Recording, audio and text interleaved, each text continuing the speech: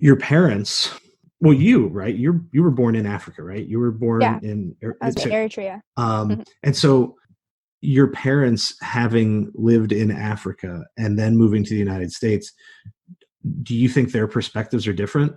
Like sometimes we talk about racism and we pretend like it only happens in the United States and we forget that this is like a global issue.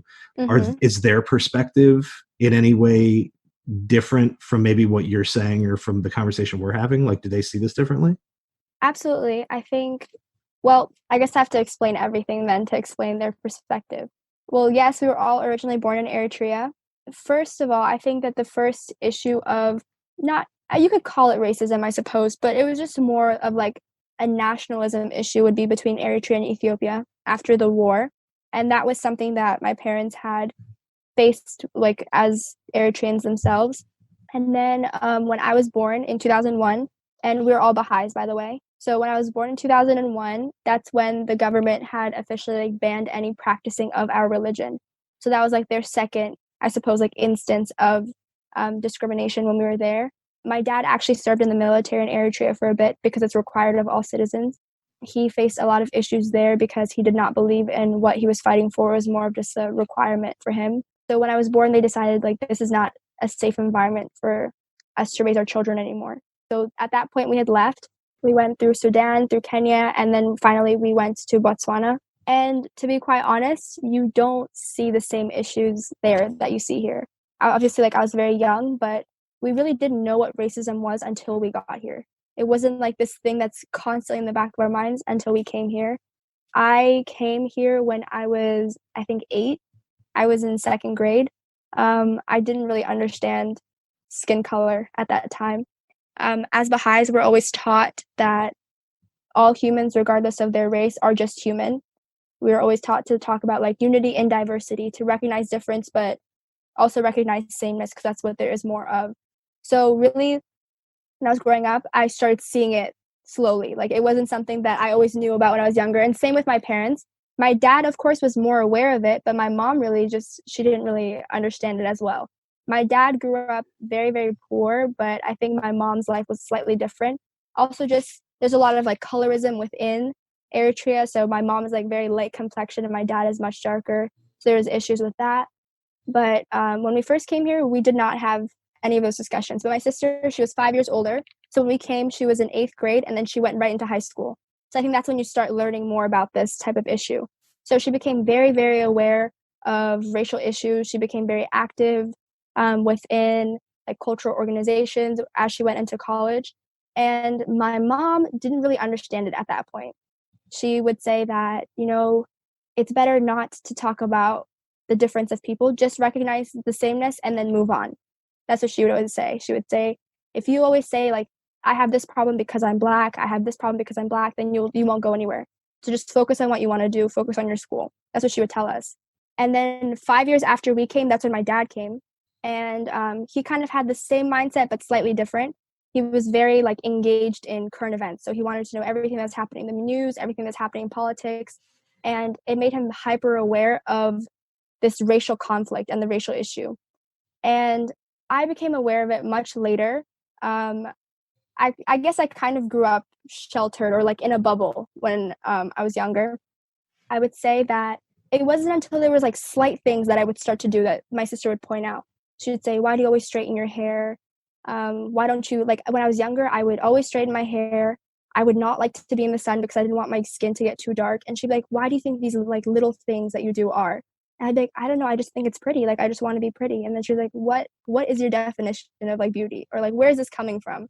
And then that's when I started to realize like, I've been comparing myself because we lived in Ashburn. It's predominantly white. The school I went to is predominantly white.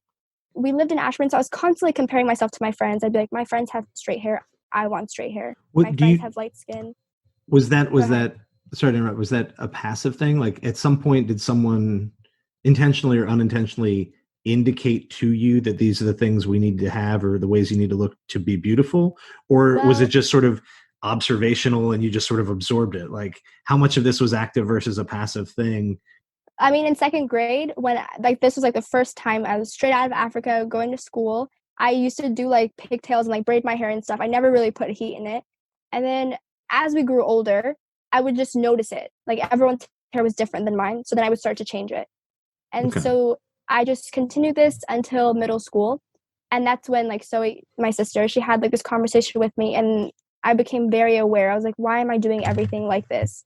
And I think sometimes we think of racism as like a very in your face type of thing, but it's also very passive in that you start to do these things or you start to change who you are without even realizing it, like I did. My mom, to this day, she still keeps her thought of let go of your color, let go of where you're from, especially because both of them being like Eritrean, Ethiopian, there's really no difference. They used to be the same country and later they divided. So they say like where you're from, it doesn't matter. And they both believe that. Even myself, I believe that as well. I think that having a piece of paper telling you where you're from doesn't do anything for you. But there's other people who don't. For example, other Eritreans will be very offended if you say like, oh, are you from Ethiopia? But for us, we're like, oh yeah, sure. Like it doesn't matter. Right. Especially my sister and I, as we got older, and we were much more exposed than our parents because we were still in the school system to all of these types of things. We became very aware of racism, and we had a very strong opinion on it, especially my sister. She studied sociology in college, and it like very much affected her perception. And my dad became very aware as well. I think sometimes as like Africans, you start to think, oh, we're different from like Black Americans. But you realize that when you come here, the color is the same. Nobody knows where you're from. It doesn't matter.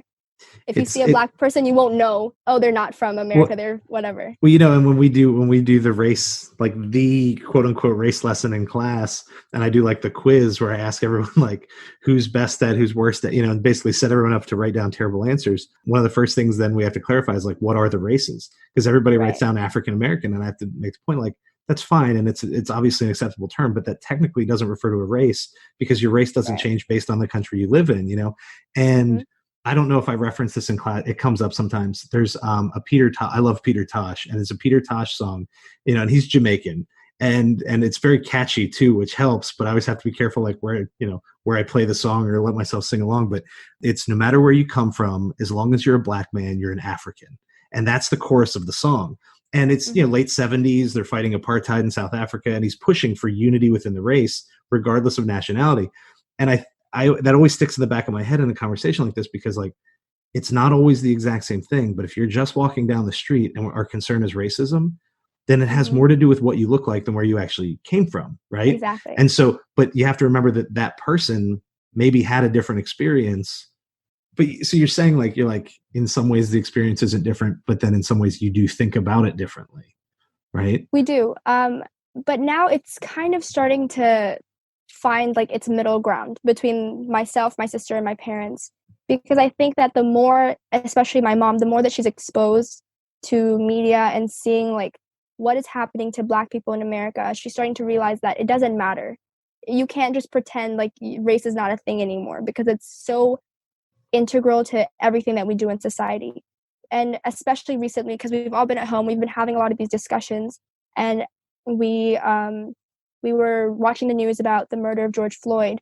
And then at that point, she was just so heartbroken. Like, how could we like pretend, that we're something different or that, we're expected to be treated the same because that's how like we were raised ourselves. We've never been raised to be like afraid or to think that we're less than someone. So that's how we always came into situations. But now we're starting to realize that this country has broken down so many African Americans to believe that. But I suppose coming from somewhere else has caused us to develop that foundation differently, which could be what makes us different in terms of perception. Everybody approaches these conversations differently. Everybody experiences these things differently. I had a student in class this year who is from, I won't be too specific, but from somewhere in the Caribbean, and she's Black. I don't know her family makeup, but she's very light skinned, but she had like some of the best input in class discussions because she's doing this as a Black person, but also as a very light skinned Black person. And so in certain ways, like she pointed out how her treatment from other Black people is sometimes a little bit different. And then coming from like a US territory, like I'm American, but people in the mainland United States don't think of me like I'm an American. And like she had like, I go back and forth. It's another, like, I love the concept of intersectionality until people start talking about it too precisely. And then I start thinking like, I don't know. I just feel like sometimes we get too picky, but like she Yeah. was sitting at like the intersection of a lot of different things. And it was like, it was great.